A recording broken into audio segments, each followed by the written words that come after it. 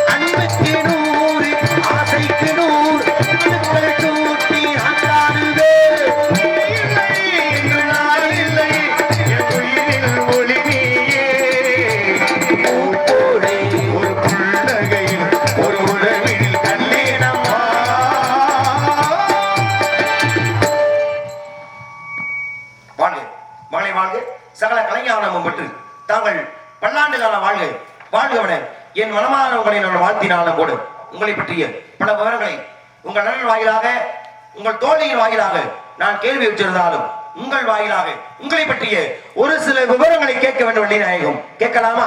சுவாமி, தாங்களுக்கு தெரியாத விஷயங்கள் எதுவுமே கிடையாது. ஏன்னா முக்கால முன்னதவர் நீங்க. நடப்பது நடக்க போறது நடந்து முடிஞ்சது எல்லாமே உங்களுக்கு தெரியும். தெரிஞ்சிருந்தாலும் கூட இந்த சின்ன பிள்ளை என்கிட்ட வந்து உங்ககிட்ட ஒரு சில விவரம் கேட்கிறேமா, கேட்டா பதினோருமானு கேட்டீங்க. என கேளுங்கள் தரப்படும், தட்டங்கள் திறக்கப்படும் சொல்லியிருக்காங்க. அதன் முறைப்படி என்ன கேட்கணும்னு ஆசைப்படுறீங்க, கேளுங்க. ஏதோ சிற்றறிவுக்கு எட்டி ஒரு பதில் சொல்ல காத்துக்கிட்டு இருக்கேன். தெரியாத வார்த்தை கேட்டீங்கன்னா பெரியவங்க நீங்க இருக்கீங்க, உங்ககிட்ட நான் கேட்டு தெரிஞ்சிருக்கேன் சுவாமி. அப்படி என்ன விவரம் கேட்க போறீங்க? உங்களுடைய பேச்சுல ஒரு சில வார்த்தைகளை நான் மகிழ்ச்சியோடு ஏற்றுக்கொள்கிறேன். ஏதோ என் சிற்றறிவுக்கு எட்டிய வகை. நான் அடக்கர்மம் முக்கியமா இல்லையா? மகிழ்ச்சி. நான் கதையின் முறைப்படி உன்னை பற்றிய விவரத்தை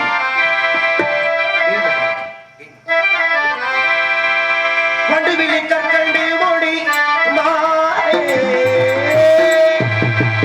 வண்டுவிழி கற்கண்டு மொழி மாதிருக்கும் நாடு சொல்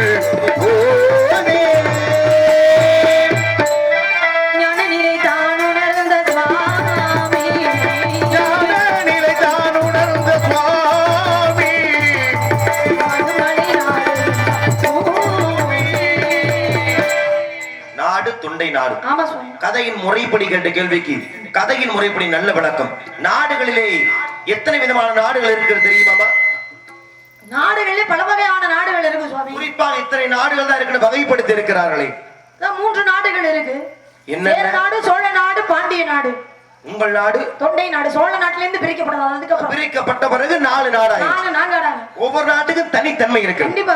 சேர நாடு வேலமுடைத்து, சோழ நாடு சோறுடைத்து, பாண்டிய நாடு முத்துக்கள் உடைத்து, உங்கள் தொண்டை நாடு சான்றோர் உடைத்து. நாங்க சொல்றோம். அருக்கு தெரிஞ்ச மாதிரி அற்புதமான பதில்மா. நீ சொல்ற உன்னுடைய விவரத்தை காட்டிலும் மறுபடியும் பதிவு பண்றேன். இந்த அடக்கமான பேச்சுக்கு தெரியுமாமா, மனசார பாராட்டேன். ஆனா என்ன, இதே அடக்கம் இறுதி வரையில் இருக்க வேண்டும். அது எதிரில நின்னு பேசுறவங்கள பொறுத்து இருக்கு சுவாமி. எப்படி? எதிரில நின்னு பேசுறவங்கள பொறுத்து இருக்கு. இப்ப என்ன சொல்ல வர்ற, நீங்க அமைதியா பேசுறதுனால நான் அடக்கமா பேசுறேன். ஒருவேளை நீங்க அடாவடியா பேசுனீங்கன்னா நான் அப்படி சொல்ல வரியா? உண்மைதானே சுவாமி. ஏன் அப்படி? இல்ல, நீங்க ரொம்ப அமைதியா பேசுறீங்க, விவரம் கேட்கணும்ங்கறீங்க. அப்ப போய் வந்து உங்களுக்கு விவரம் தெரியும், நீங்க என்ன விவரம் கேட்கறவங்களுக்கு பெரிய ஆளா அப்படி நான் பேச முடியாது இல்லையா? விவரம் கேட்கறீன்றீங்க, கேளுங்க சாமி. தெரிஞ்ச வரைக்கும் பதில சொல்றீங்க. இல்லையா, விவரத்துக்கெல்லாம் பதில் சொல்லுங்க. நீங்க எல்லாம் ஒரு ஆளானு நான் கேட்டேன்னா அப்ப அதுக்கு தகுந்த மாதிரி தான் பேச முடியும். அந்த அளவு மண்டகணம் திமிரு உனக்குள்ள புகழ்ந்து இருக்கு. மண்டகணம் திமிரு தப்புல. மண்டகணம் திமிரு பண்ற பத்தி எனக்கு ரொம்ப பிடிக்குங்க. ஏன்னா ஆணவம் ஒரு மனிதனுக்கு இருக்க வேண்டும். தான் கற்ற கல்வியின் மீது தன்னம்பிக்கை இருக்கிற எல்லாருக்கும் ஆணவம் மண்டகணம் இருக்கத்தான் செய்யும். ஆனா தான் பெரிய ஆளுன்னு நினைக்கிறது தப்பு கிடையாது. தான் மட்டும்தான் பெரிய ஆளு நினைச்சா அது தப்பு இல்லையா? ரொம்ப தப்பு. அதனால அந்த தப்பு நீ பண்ணாம நீ என்ன விவரம் நீ பேசினாலும் அதை நான் மகிழ்ச்சியோடு ஏற்றுக்கொள்கின்றேன். இப்ப நாடு தொண்டை நாடுன்றீங்க, ஊர் சுத்தூர்ன்றீங்க, மகிழ்ச்சி, பிரச்சனை இல்ல.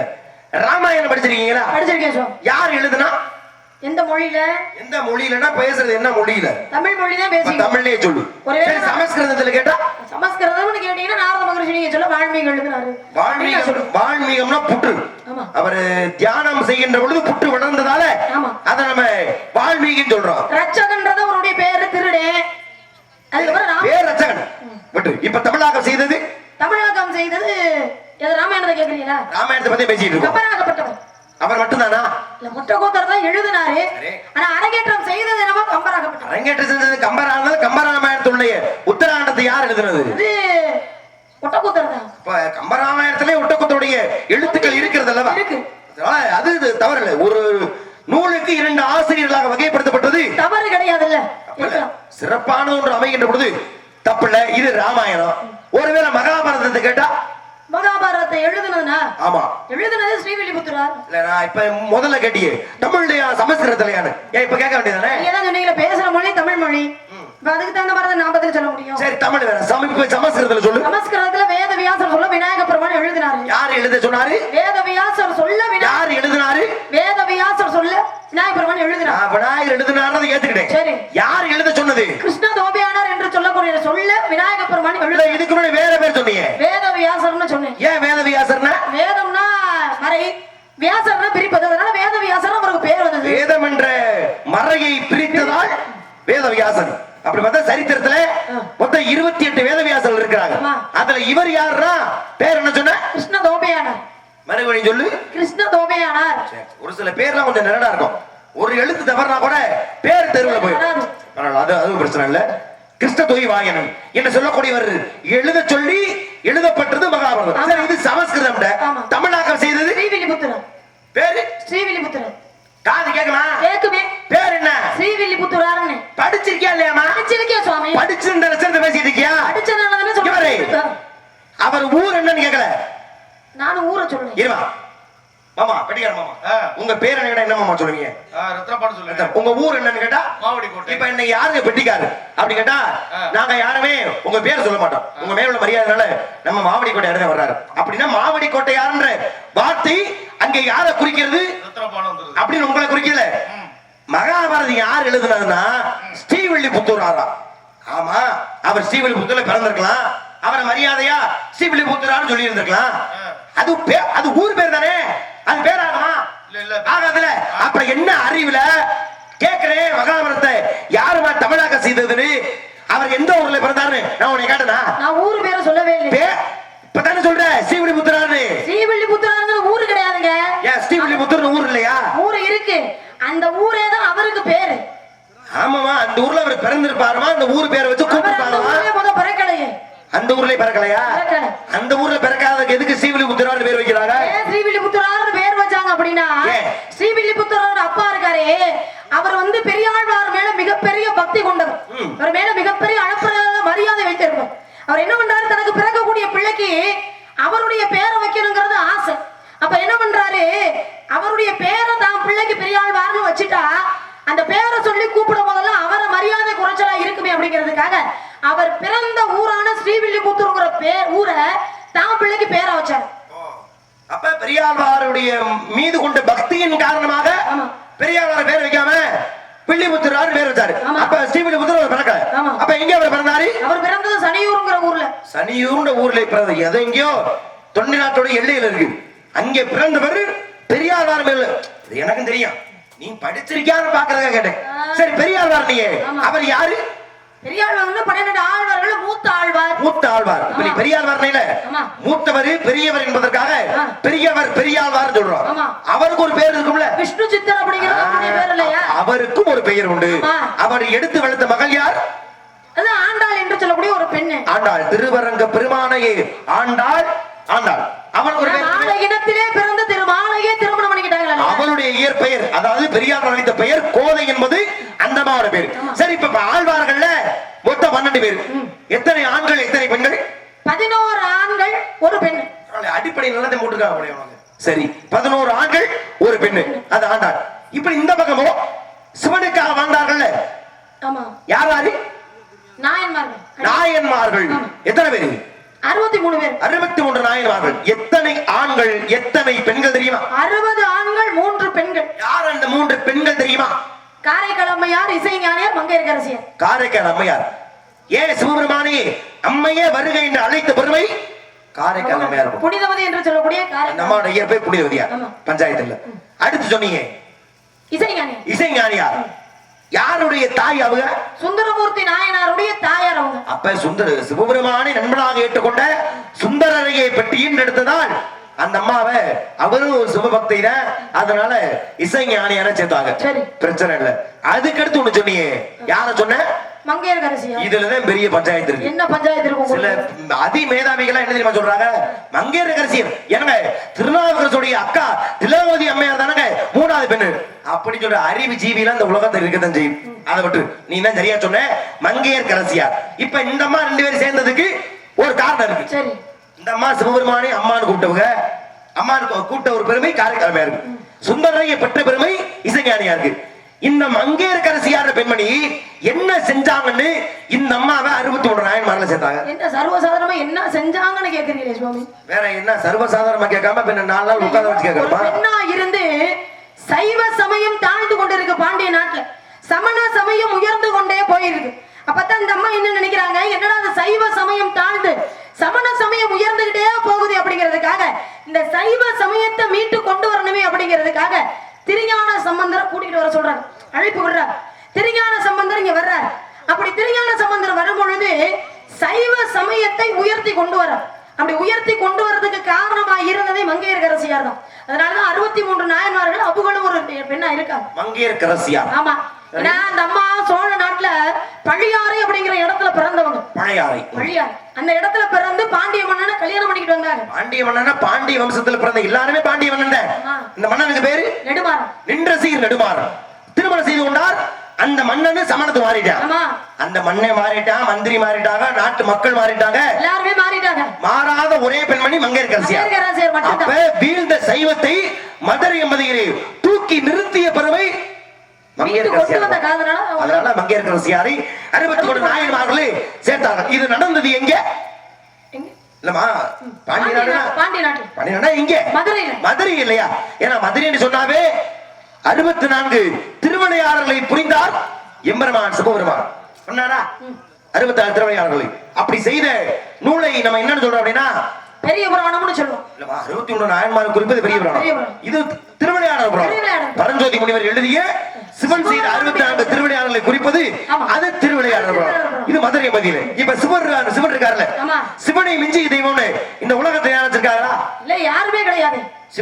சிவனை மிஞ்சி எங்க ஆதியும் அந்தமும் இல்லாதவங்க பரம்பொருள் பேர். எல்லா தெய்வத்துக்கும் அழிவுங்கிறது இருக்கு. ஆனா சிவபெருமானுக்கு மட்டும் அழிவுங்கிறது கிடையாது இல்லையா? கிடையாதுல. பரம்பொருள் பட்டம் வாங்கினவர் தானே. யாருக்கு எந்த பிரச்சனைனாலும் முதல்ல சிவன் போய் முறையிடுவாங்க. அத்தனை சிறப்புக்குரிய சிவபெருமான். இப்ப சனி ஒருத்தர் இருக்காருல்ல, சனி பகவான். சனி பகவான வேலை என்ன? போய் ஒருத்தவங்களை தொட்டு பிடிக்கிறது. ஒருத்தனை கெட்ட நேரம் ஆரம்பிக்கிறதுனா அந்த கெட்ட நேரம் கொண்டவனுடைய அந்த ஒரு சில குறிப்பிட்ட காலகட்டத்தை தன்னதாக்கி கொள்வது யாருன்னா சனீஸ்வர பகவான். ஆனா அந்த சனீஸ்வர பகவான் சிவனை வச்ச கடவுள் யாரும் இல்லைன்னு சொன்னீங்க. சிவனை பிடிச்சாரா? பிடிக்கல. சிவனே பிடிக்கல. பிடிக்கலையா? பிடிச்சாரா? யாரு? சனீஸ்வரனை கேக்குறீங்களா? ஆமா, சனீஸ்வரே சிவனை பிடித்தாரா? உன்னை பிடிச்சாருன்னு சொல்லு, இல்ல பிடிக்கலன்னு சொல்லு. பிடிச்சாருங்கிறதுக்கு காரணம் நான் சொல்றேன். எப்படி? ஏன்னா சிவபெருமானே சனி பகவான் பிடிக்கலாம்னு போறாரு. சிவபெருமான் என்ன பண்றாரு? பயந்து பக்கத்துல பார்வதி தேவி உட்கார்ந்துருக்காங்க பாத்தீங்களா? அந்த பார்வதி தேவியுடைய கழுத்துல கிடந்த ருத்ராட்சத்துக்குள்ள போய் மறைஞ்சுக்கிறார். அப்படி மறைஞ்சிரு நாளைக்கு முடிஞ்சு எந்திரிச்சு வர்றாரு. வெளியில வரும்போது சனி பகவானை பார்த்து கேட்கிறாரு, ஏப்பா நீ பிடிக்கக்கூடிய நாளைக்கு முடிஞ்சு போச்சு, இன்னமும் எதுக்குப்பா நீ நின்றுகிட்டே இருக்கிற அப்படின்னு கேட்டேன். அப்பதான் சனி பகவான் சொன்னாரா, நான் உங்களை பிடிக்க வரேன்னு தெரிஞ்சிருந்தோம். இந்த உலகத்துக்கே படி அளக்கக்கூடிய பகவான் நீங்களே எனக்காக பயந்து போய் ஒளிஞ்சுக்கிட்டீங்க பாத்தீங்களா, அதுவே நான் உங்களை பிடித்ததாக கணக்கு அப்படின்னு சொன்னார். இப்ப பயந்து ஒளிஞ்சதே கணக்கு தானே, பிடிச்சதா கணக்கு தானே. சிவபெருமானே பார்த்து ஐயோ இவன் பண்ணது தப்பிச்சாகமே என்று ஒளிந்து கொண்டார் ருத்ராட்ச மாலையிலே அந்த குறிப்பிட்ட காலத்துக்கு. அப்பதான் தானே தன்னையே பயமுறுத்திய பெருமை கொண்டதால அவருக்கு தன்னுடைய பட்டமான ஈஸ்வரன் என்ற பட்டத்தை வழங்கினார். அதனால சும்மா யாரும் சனின்னு சொல்றது இல்ல, சனி பகவான், சனீஸ்வரன் அப்படின்னு மரியாதையே சொல்றாங்க. அப்ப ஈஸ்வர பட்டம் பெறுவதற்கு காரணம் சனீஸ்வரன் சிவபெருமானை பிடித்ததால. என்ன சிவபெருமானை பிடிக்க போன காரணத்தால ஈஸ்வரன்ற பட்டம் கிடைச்சு. சரி. இல்லையா சுவாமி? என்னம்மா? இப்ப சிவனை பத்தி பேசுறோம்ல. ஆமா. சிவனுக்குன்னு தன்னை அர்ப்பணிச்சவங்க 63 நாயன்மார்கள் சொல்றோம். ஆமா. ஆனா சிவனே தன்னுடைய இது கதி அப்படின்னு ரொம்ப பக்தியா இருந்தது யார் தெரியுமா? எனக்கு தெரிஞ்ச 2 பேரு. யாரு? ஒண்ணு முருகப்பெருமான் இருக்காருல்ல, முருகப்பெருமான் யாரை வதம் பண்ணாரு? சூரபதுமன். அந்த சூரபதுமனை போல ஒரு சிவபக்தனை இந்த உலகத்துல பார்க்க முடியாது. பார்க்க முடியாது. அந்த அளவு மிகச்சிறந்த சிவபக்தர். ஆனா ஆணவத்தால தன்னுடைய நிலை மாறி அழிந்தார். அவன் ஒண்ணு. இன்னொன்னு, அதே ராமாயணத்துல ராவணன் இருக்கா இல்லையா, ஆமா. மிகப்பெரிய ஒரு இசை வல்லுநன். ஏன்னா எல்லாரும் வீணையில, அதாவது கொடியில ஏதேதோ சின்னத்தை வைக்கும் பொழுது இசையின் மீது கொண்ட ஆர்வத்தினால தன்னுடைய கொடியில வீணை சின்னத்தை வைத்தான் ராவணன். அந்த ராவணனும் எம்பெருமான் சிவனுடைய மிகச்சிறந்த பக்தன். மிகச்சிறந்த பக்தன் தானே? ஆமா. அப்பேற்பட்ட ராவணனை சனி பகவான் பிடிச்சிருக்காரா? யாருங்க? ராவணனை சனி பகவான் பிடிச்சிருக்காரா? ராவணன் ஐயா, ஆமா. உண்மைதான். ஏன்னா ராவணே மிகப்பெரிய வீரன்ற பட்டத்தை வாங்கிட்டான். தன்னுடைய வீரத்தை காட்டுவதற்காக ஒவ்வொரு இடமா போறான். ஒவ்வொரு இடமாக சென்ற பொழுது எல்லாரும் வெட்டி கொண்டுட்டான். இந்திரனை வெட்டி கொண்டுட்டான், குபேரனை வெட்டி கொண்டுட்டான். நவ கிரகங்களையுமே தன்னுடைய சிம்மாசனத்தின் படிகளாக மாத்தி மேலே ஏறி நடந்து போறான். அப்படி மேலே ஏறி நடந்து செல்கின்ற பொழுது எல்லாருமே மல்லாக்க இருக்காங்க, இந்த மார்களை மிதித்து செல்கின்றார். ஆனா சனி மட்டும் குப்பரக நடக்கிறான். அவனையும் மிதிச்சாச்சு. நான் போய் சொல்றேன், என்ற ராவணன் எல்லாருமே உன்னை மதித்து மல்லாக்க உன் மார்பிளை மிதிக்க இடம் கொடுத்தார்கள். ஆனா இவன் மட்டும் மாறா திமுறா, உன்னை முதுகுல மிதிக்க வைக்கிறான். இவனையும் திருப்பி மல்லாக்க போடு என்ன சொன்னதானு சனியை மல்லாக்க போட்டு மிதிச்சான். மார்பிள் மிதித்தோடனே சனியின் பார்வை யார் மேல பட்டுச்சு? ராவணன் மேல பட்டது. ராவணன் மீது பட்ட காரணத்தாலதான் அன்னையிலிருந்து அவன் கொடி கட்டது. ஒருவேளை நான் சனீஸ்வரனை மல்லாக்க படுக்க வைக்கல அப்படின்னா ராவணன் அழிவு நிர்ணயம் இல்லாத ஒன்றாக இருக்கும். பாருங்க, சனி பகவான் தொடரணும் கூட இல்லையா, அவனுடைய பார்வை பட்டாலே. அப்ப சிவனை பிடித்த சனீஸ்வரன் சிவபக்தனான ராவணனை பிடித்தான் என்பது ராமாயணத்தை கருத்து. ஆமா. சரி, இதெல்லாம் பிடிச்சார்ல. ஆமா. ஆனா பிடிக்காத ஒருத்தர் இருக்கார். பிடிச்சது பேசியாச்சு. ஆமா. சிவனை பிடிச்சிட்டாரு, ராவணனை பிடிச்சிட்டாரு, மகாவிஷ்ணு பிடிச்சிட்டாரு, எல்லாரும் பிடிச்சாரு. எல்லாரும் பிடிச்சாரு. ஆனால் சனீஸ்வரர் பிடிக்காதது ஒருத்தர் தான். யாரு? ஒருத்தர். 2 பேர். இதுதான் ஆகாத வேலை. என்ன? நான் ஒரு கேள்வி கேட்கிறேன்னா ஒண்ணு தெரிஞ்சா சொல்லு, தெரியலையா வாயை பொத்துக்கிட்டு நில்லு. நான் ஒண்ணுங்கிறேன், நீ சவடால 2ங்கிற. இவரை 2லாம் கிடையாது. சனி பிடிக்காதது ஒருத்தரை மட்டும்தான். இல்ல 2 பேர். ஒண்ணு 2 பேரை சொல்றேன். இவரு தப்பா சொல்லி இது வரைக்கும் வாங்கின பேரை காத்துல பறக்க விட்டு போயிடாத. நானும் அதே தான் சொல்றேன். இவ்வளவு நல்லா பேசுனீங்க, நல்லா பாடுனீங்க. 1 வருஷத்துக்கு 2வது வருஷமா வந்திருக்கிறீங்க. நல்ல பேர் வாங்கி வச்சிருக்கீங்க. அதுல எதுவும் பிரச்சனை இருக்காமா? இல்ல, அதெல்லாம் ஒண்ணும் பிரச்சனை இல்லை. இல்ல இல்ல, நீங்க நல்லா பேசுவீங்க, பாடுவீங்கன்னு சொன்னா அடுத்த வருஷமா உங்களை குருவி கேட்டு போட்டுருக்காங்க.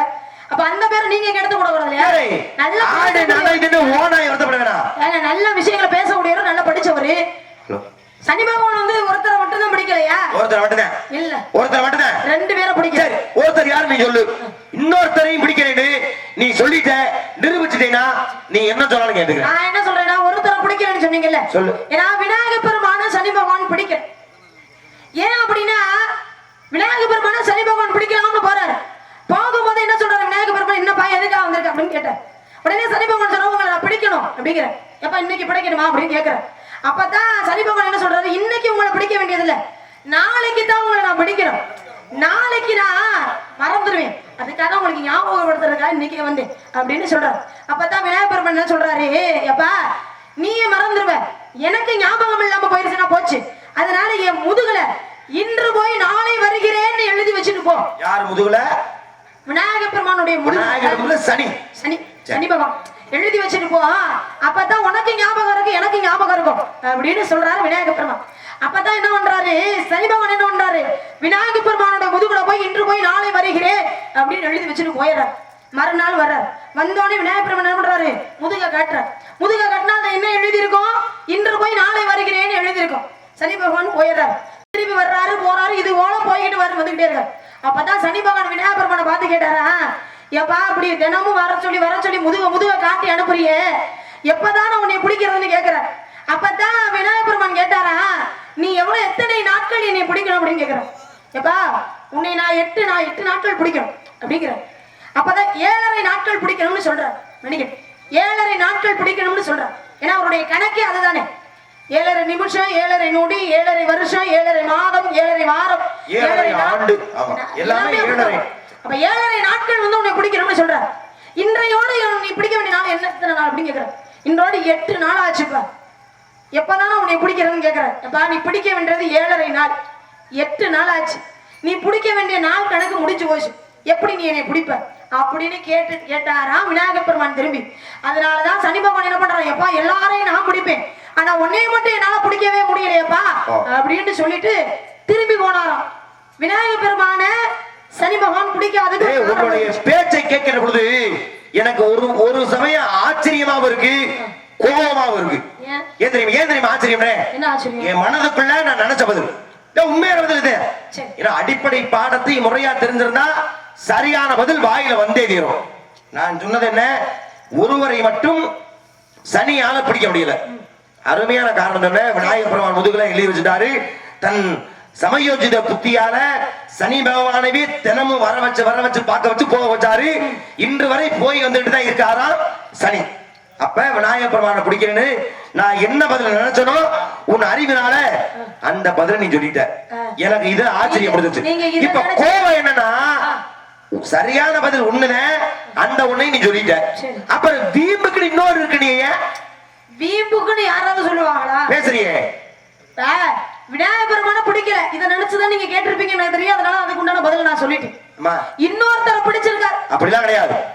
சனி பிடிக்க சும்மா சத்தம் போடக்கூடாது, சரியா? சனி பிடிக்காத ஒருத்தர் விநாயகர் மட்டும்தான். எல்லாரும் பிடிச்சிட்டாரு. இன்னொருத்தர் இருக்காரு. ஆளு வேணா யாரும் நான் சொல்றேன். நீ சரியான ஆளு. இன்னார பிடிக்கிறேன்னு நீ சொல்லிட்ட அப்படின்னா நீ என்ன சொல்ல ஒத்துக்கிறவா? அப்படியா? விநாயகப் பெருமான பிடிக்கலங்கிறதுக்கு காரணம் சொன்னேன். இன்னொருத்தர் யாரும் தெரியுமா பிடிக்கல? சனி பகவான் ஆஞ்சநேய பெருமான பிடிச்சிருக்காரா? இது ஆஞ்சநேய பெருமான பிடிச்சிருக்காரா? ஆஞ்சநேயர பிடிச்சிருக்காரான்னு கேட்டேன். பிடிக்கலையா? ஏன் பிடிச்சாருங்கறீங்களா? நீ என்ன சொல்ற? நான் பிடிக்கலைங்கறேன். பிடிச்சிருக்காரு. இப்ப நீங்க தான் வீம்புக்கு பேசுறீங்க. இப்ப நீ இவ்வளவு நேரம் நல்லா பேசுற, இப்ப வீம்புக்கு மாத்திக்க போறியா? இப்ப பிடிக்கலைங்கறீல. நான் பிடிச்சாருன்றதுக்கு காரணம் நான் சொல்றேன். சொல்லுங்க. அந்த கதையில ஏதோ பிடிக்கல நீ சொல்றியா? சரி சொல்லுங்க. வா. ஆஞ்சநேயரை சனி பிடிக்கக்கூடிய காலகட்டம் வந்துருச்சு. யாரா இருந்தாலும் சனி பிடிச்சதுன்னு ஆகணும். எந்த நேரத்தில் அது வருதுன்னா, கடலிலே பாலம் அமைக்கின்றார்கள். அன்னை சீதா பிராட்டி மீட்டு வருவதற்காக வானர படைகள் கடல்ல பாலம் கட்டுறாங்க. அந்த பாலத்துக்கான வேலையில ஆஞ்சநேய பெருமான் இருக்கிறார். இந்த நேரத்துல சனி ஆஞ்சநேயை பிடிக்கணும்னு முடிவாயிடுச்சு. நேரம் வர்றாரு. ஆஞ்சநேயர்கிட்ட போல ராமன்ட்ட போறாரு. எங்க உங்களுடைய பக்தனான ஆஞ்சநேயரை ஒரு வாரம் ஒரு மாசம் இல்ல 7.5 ஆண்டுகள் பிடித்து ஆக வேண்டும் அப்படின்னு சனி சொல்ல. அப்பதான் ராமர் சொல்றாரு, ஏப்பா உன்னுடைய ஆட்சிக்கு மீறினவன் யாரும் கிடையாது. நீ ஆஞ்சநேயனை பிடிக்கணும்னா தாராளமா பிடிச்சுக்க, எனக்கு எந்த ஆட்சியும் இல்லை அப்படின்னு ராமர் சொல்ல. நேரம் ஆஞ்சநேயர்கிட்ட வர்றாரு சனி பகவான். ஆஞ்சநேய பெருமானே, நீங்க புனிதமான வேலையில் இருக்கேன்னு தெரியுது, இருந்தாலும் என்னுடைய வேலையை நான் பார்த்தாகணும். அதனால இன்றிலிருந்து 7.5 ஆண்டுகள் நான் உங்களை பிடிச்சாகணும் அப்படின்னு சனி சொல்ல. அதுக்கு ஆஞ்சநேயர் சொல்றாரு, சனி பகவானே, நான் இப்ப முக்கியமான வேலையில இருக்கேன். கடல்ல பாலம் அமைச்சு சீதா பிராட்டியை மீட்டு வந்த பிறகு அதுக்கப்புறம் ஒரு நாள் சொல்றேன், அன்னையிலிருந்து நீங்க 7.5 ஆண்டுகள் என்னைய பிடிச்சுக்குங்க அப்படின்னு ஆஞ்சநேயர் சொல்றாரு. அதுக்கு சனி சொல்றாரு, எந்த நேரத்துல பிடிக்கணும்னு எனக்கு நீ சட்டம் போட கூடாது. இந்த நேரத்துல பிடிச்சாகணும்னா நான் பிடித்தே ஆக வேண்டும் அப்படின்னு கட்டாயமா ஒத்த கால நிக்கிறாரு சனி பகவான். ஆஞ்சநேயருக்கு வேற வழி இல்லை. அப்ப என்ன பண்றாரு, சரி சனி சொல்றேன், நீங்க எங்களை பிடிக்கணும்னு சொல்றீங்க, பிடிச்சுக்குங்க. ஆனா ஒவ்வொரு உறுப்புலையுமே நீங்க பிடிப்பீங்கன்னு தெரியும். அதனால நீங்க என்ன பண்றீங்க, எஞ்சான் உடம்பிற்கு சிரசே பிரதம், நீங்க உடம்புல வேணாம், என் தலையில ஏறி உட்கார்ந்துக்குங்க என்று ஆஞ்சநேயர் சொல்ல. சனி என்ன பண்ணாரு, தலையில ஏறி உட்கார்ந்துட்டாரு. நல்லா கதையை கவனிக்கணும். சனி தலையில ஏறி ஆஞ்சநேய பெருமான தலையில உட்கார்ந்து சனி பிடித்து விட்டார் ஆஞ்சநேய பெருமான. நல்லா கதையை கவனிச்சுக்க, பிடிச்சிட்டார். இப்ப வேற என்ன பண்ணணும், பாலம் நாட்டுறதுக்கு கல்லு தூக்கணும்ல. அது வரைக்கும் சின்ன சின்ன கல்லா தூக்குனவரு அதுக்கப்புறம் பெரிய பெரிய மலையை தூக்கி தலையில வச்சுட்டாரு. ஏன்னா இவர் தான் வலிக்காதுல. ஏன் வலிக்காது, அவர் தலையில இருக்குது யாரு, சனி. அப்ப அத்தனை சுமையுமே யார் சுமக்கிறார், சனி சுமக்கிறார். சனியால அந்த சுமையை தாங்க முடியல, கதறாரு. ஆஞ்சநேய பெருமானே என்னை விட்டு உன்னை நான் பிடிச்சது தவிர என்னை மன்னிச்சு விட்டு அப்படின்னு கெஞ்சுறார். கெஞ்சிய பிறகு அப்ப விடாம என்ன சொல்றாரு, உன்னை நான் வெளியில விடணும் அப்படின்னா சனியுடைய ஆதிக்கம் இருப்பவர்கள் என்னுடைய இறைவனான ராமனை குறிக்கும் வகையிலே ஸ்ரீராம ஜெயம் ஸ்ரீராம ஜெயம் என்ற மந்திரத்தை ஓதுகின்ற பொழுது உன்னுடைய தாக்கத்தை நீங்க குறைச்சுக்கணும் என்கிற வரத்தை கேட்கிறார் ஆஞ்சநேய பெருமான். சனி தந்தேன்னு சொல்லி இறங்கி வந்துட்டார். இது கதை. இப்ப இந்த வாய் என்ன சொல்லுச்சு, ஆஞ்சநேயரை பிடிக்கல, ஆஞ்சநேயரை சனி பிடிக்கல சொன்ன தலையேறி உட்கார வந்தானே பாதத்துக்கு தலையில வச்சு வர வாங்கினாரு, எப்படி நீ பிடிக்கலன்னு சொன்ன? அது நியாயமான விஷயம் தான். தலையில ஏறி உட்கார்ந்தார், பிடிச்சிட்டாங்களா? அதை எப்படி பிடிச்சிட்டாருன்னு சொல்றீங்க? ஏன் பிடிக்கலன்றியா? சிவபெருமான் சனி பகவான பிடிக்க வந்தார். சரி. பயந்து ருத்ராட்சத்துக்குள்ள போய் ஒளிஞ்சுக்கிட்டார். ஆமா. பயந்த காரணத்தினாலே உங்களை நான் பிடிச்சதா அர்த்தம்னு சனி பகவான் சொன்னாரா? சரி. ஆஞ்சநேய பெருமான் தலையில உட்காருங்கன்னு சொன்னாரா? ஆமா, உட்கார்ந்தாங்க. தூக்கி உட்கார்ந்தா யாரு பயந்து கீழே இறங்குனது? யாரு? யாரு பயந்து என்னை இறக்கி விடணும்னு சொன்னது? சனிதான். சனிதானே பயந்து ஓடுனாரு. ஆமா. பயந்து ஓடுனாரு. அப்புறம் எப்படி அது பிடிச்சதா கணக்கு வரும்? பயந்து ஓடுறேன், பயப்படாம கீழே உட்கார்றேன். அப்புறம் எப்படி சிவபெருமான் மட்டும் பயந்து ஏழரை நாளிகை 7:30 வினாடி பண்ணிக்கணும். 7:30 வினாடி தலையில் உட்கார்ந்துட்டால ஆஞ்சநேயரை பிடிச்சிட்டாருல. நீ என்ன சொன்ன? 7:30 வினாடியோ 7:30 நாளிலேயோ 7:30 மணி நேரமோ 7:30 நாளோ 7:30 மாசமோ 7:30 வருஷமோ எந்த நேரமா 7:30 ஆண்டுகள் பிடிக்கிற சொன்னாரு. ஆனா 7:30 வினாடியாவது தலையில் உட்கார்ந்தாருல. அப்படி கிடையாது. பிடிக்கிறேன். சனி பகவானுடைய வேலை என்ன? எல்லாரும் பிடிக்கிறதானே. அவரு போய் அவர் விருப்பத்துக்கு உடம்புல எந்த பாகத்துல உட்கார்ந்துமோ உட்கார்ந்துருக்கலாம்ல. சரி. ஆனா ஆஞ்சநேய பெருமான் சொன்னோட என் தலையில போய் உட்கார்ந்தாரு. வாங்கன வரமா? ஏன்னா அந்த தலையிலே கவர தலையில உட்கார வச்சு சுமைய சுமக்க வைக்கணும் ஆஞ்சநேயர் நினைச்சாரு உட்கார வச்சாரு. சனி பகவான் போய் அவரை பிடிக்கல. ஆஞ்சநேய பெருமான் தான் சனி பகவானை பிடிச்சு தலையில உட்கார வச்சுக்கிட்டாரு. அப்ப அவரை பிடிச்சாரு, அவரை இவரை பிடிச்சாரு. முள்ளுல சேலை பட்டானே, சேலை முள்ளு பட்டானே. அப்படி கிடையாது. மொத்தத்துல கிழிஞ்சது சேலை தானே, பிடிச்சது சனி தானே. தானா போய் விழுகிறதுக்கு இழுத்து போட்டுக்கிறதுக்கு வித்தியாசம் இருக்குல்ல. சரிமா, இழுத்து போட்டாச்சு, தலையில உட்காராச்சு. சனி பகவான் பிடிக்கல. இல்லம்மா, உனக்கு நான் சொன்ன கதை புரிஞ்சா புரியலையா? புரிஞ்சுச்சு. 7:30 வினாடி. இப்ப நீ நான் நினைச்சிடும் ஒரு மணி நேரம் சந்திக்க நியதி. ஒரு மணி நேரம் இல்ல, ஒரு நிமிஷம் சந்திச்சிடும். ஒரு மணி நேரம் சந்திக்க வந்துட்டேன், ஒரு நிமிஷம் சந்திக்கிறேன், போயிட்டேன். இதுக்காக நம்ம சந்திச்ச சந்திப்பு இல்லை நாயகமா? அதே எப்படி ஒரு நிமிஷம் நாள் 2 பேரும் நின்னாங்க பாப்பா. 7:30 ஆண்டுகள் பிடிக்க சொல்லுவாரு. 7:30 வினாடி உட்கார்ந்துறாரு, தலையில உட்கார்ந்துறாருல. எப்படி இல்லைன்ற? சரி, உங்களை பொறுத்த வரைக்கும் நீ படிச்சிருக்க சரி. ஆனா நீ வீம்புக்கு வருகிற. இதுதான் வீம்புக்கு பேசுறது. சரியா? வீம்புக்கு பேசுறேன். உனக்கு உண்மையா அறிவு ஆண்டவன் நிறைய கொடுத்திருக்கான். ஆனா திமிரு அதை விட அதிகமா இருக்கிறதுனால நீங்க இவ்வளவு திமிரு பண்ணும்போது நான் திமிரு பண்ண போறேன். திமிர குறை. சரியா? ரொம்ப திமிரு உடம்புக்கு ஆகாது. திமிர குறைச்சுக்க. ரொம்ப அடக்கொடக்கமா பேசிக்கிறீங்க. என்னை போய் யார் அடக்க? இதுக்கு பேர் அடக்கமா? இதுக்கு பேர் அடக்கமா? வந்தவுடனே கேளுங்க சுவாமி, என்ன வேணா பதில். இப்படி சொன்ன இந்த வாயி அப்படிதான். ஆமா வாமா. ஏன் இது வரைக்கும் நீங்க நம்ம சும்மா நின்னுட்டு இருந்தனா? நீங்க கேட்ட கேள்விக்கு பதில சொல்லிட்டு இப்போ சொல்றேன். அறிவை ஆண்டவன் நிறைய கொடுத்திருக்கான். ஆனா அதை விட அதிகமா திமிரு, ஆணவம், கிருத்துருவா அதிகமா இருக்கு. கிருத்துவத்தை அடக்கிறதுக்குனே ஒருத்தர் வந்திருக்காரு. யாரு? குலக்கடவுள். யாரு? முருகப்பெருமான். அந்த முருகன் யாரு உனக்கு? குலக்கடவுள். குலக்கடவுள். குலக்கடவுள். கடவுளா கிடையாது. அவன் கணவன் உனக்கு. அவன் தான் உன் புருஷன். என் மாப்பிள்ளை முருகன் தான் உனக்கு பார்த்த புருஷன். கட்ட முடியாது. கட்ட முடியாது. நான் உங்க சௌரியமா? உங்க சௌரியத்துக்கு மாப்பிள்ளை பார்த்துருந்தீங்க, நான் கட்டணுமா? கட்ட முடியாதுன்னா ஏன் கட்ட மாட்டா? ஏங்க, அவரை நான் தெய்வமா நினைச்சு வணங்கிக்கிட்டு இருக்கேன். அவரை போய் கல்யாணம் பண்ணிக்கிட்டா நியாயமா? வாய்களி ஆண்டாள பத்தி பேசுறீல. அவ யார வணங்குனா? ஒரு பெருமாளை வணங்குனாங்க. வணங்கி யார கட்டுனா? அவரையே கல்யாணம் பண்ணிக்கிட்டாங்க. அவரையே வணங்கி அவரே கட்டுனால. நீ முருகனை வணங்குறீல, முருகனை கட்டு. இது என்ன வணங்குற எல்லாரும் தெய்வத்தை போய் கல்யாணம் பண்ணிக்கிட்டா அப்புறம் மாநில பிறவிக்கு தெய்வ பிறவிக்கு என்னங்க வித்தியாசம்? உனக்கு வாய்த்த அமைப்பு இன்னைக்கு அப்படி இருக்குன்னா அமைச்சுக்கன்றேன். ஆண்டாளுங்கிறவங்க சின்ன பிள்ளையில இருந்து அவரை தான் திருமணம் பண்ணிக்கணும்னு ஆசைப்பட்டாங்க. அதனால திருமணம் பண்ணிக்கிட்டாங்க. நான் என்ன ஆசைப்பட்டுக்கிட்டு இருக்கேனா? அவருடைய தகுதி என்ன, என்னுடைய தகுதி என்ன? என்ன தகுதி? ஒரு நீ தமிழச்சி தானே, தமிழ் கடவுள் தானே முருகப்பெருமான். ஜாடிக்கு ஏத்த மூடி பொருத்தமா இருக்கு, பொருத்திட்டு போ. ஏங்க, தமிழுக்கு கடவுளா இருக்கும், நான் தமிழ் வச்சு இறங்க உடனே அவரை கல்யாணம் பண்ணிக்கிறமா? அப்படி பார்த்தா தமிழுக்குனே தன்னை அர்ப்பணிச்சவங்க அப்ப யாரு? ஏன் அந்த மாட்ட போய் சொல்லிருக்க வேண்டியதுன்னா தமிழ் கடவுள் முருகனை கல்யாணம் பண்ணிக்கமானு வாயை எதையாச்சும் ஊத்தி கழுவி தொலை. தாய்க்கு நிகரானவர்மா அபை பிராட்டி. தமிழுக்காக இளமையை வேணான்னு முதுமையாங்கலாம் முருகனை அவனை போய் கட்டிக்குவா ஆ. என்ன பேச்சுது உனக்கு நீங்க தான் சொன்னீங்க நானும் தமிழச்சி அந்த அம்மாவும் தமிழச்சி தானே. சரி அதை கூட விடு உனக்கு செவ்வாய் தோஷம் செவ்வாய் கிரகத்துக்கு அதிபதி யாரு முருகப்பெருமான். வேற யாரு இருக்காளா வேற யாரும் கிடையாது. அப்போ உன் தோசை நீங்கணும்னா நீ முருகனை கட்டணும் இது பொறுத்த மாதிரியா ஒருவேளை நான் கட்டாமலே செவ்வாய் தோஷத்தோட இருந்தாலும் பரவாயில்ல, முருகனை மட்டும் கட்ட மாட்டேன். தூங்குற ஆளை எழுப்பிடலாம் ஆ, தூங்குற மாதிரி நடிக்கிறான் எழுப்ப முடியும் எழுப்பவே முடியாது. முடியாதுல முடியாது. இப்ப அதுதான் உனக்கு ஆனாலும் விட மாட்டேன் உன் கையையும் காலையும் கட்டியாச்சு என் மாப்பிள்ளைங்க அவனை கட்டி வைக்கல கண்ணன் தானமா உனக்கு எத்த கனவமா கண்ணன் தானமா உனக்கு எத்த கனவமா சேர்ந்து வாழ்ந்து வாழமா வாழ்ந்து வாழ்ந்தவே அவனுக்கு நீ வேறு யாரமா தங்கவே அவனுக்கு நீ வேறு யாரமா கண்ணன் கண்ணன் கண்ணன் தானமா உனக்கு எத்த கனவமா